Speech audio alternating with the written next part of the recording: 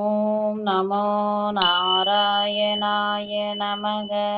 ஸ்ரீமன்னாராயணீயம் 46வது தசகம் விஸ்வரூபம் கல்யதாம் ராகம்.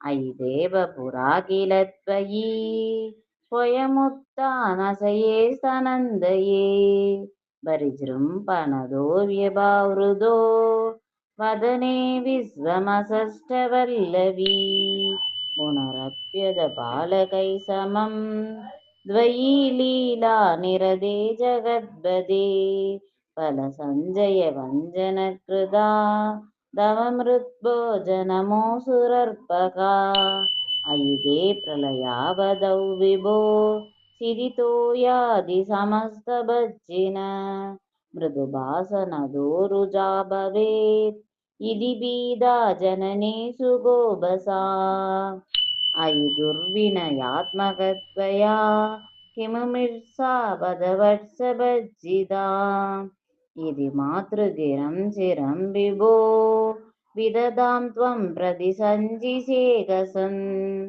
अयि ते सकलैर्विनित्सिते विमदिस्येत्वदनं विदार्यताम् इति मातृविभत्सितो मुखं विकसत्पद्मनिभं व्यधारयक अभिरुल्लभदर्शनोत्सुकां जननीं तां बहुदर्पयन्निव पृथिवीं निखिलां न केवलं भुवनान्यप्यखिलान्यदिदृशक कुगसित्वनमं बुधि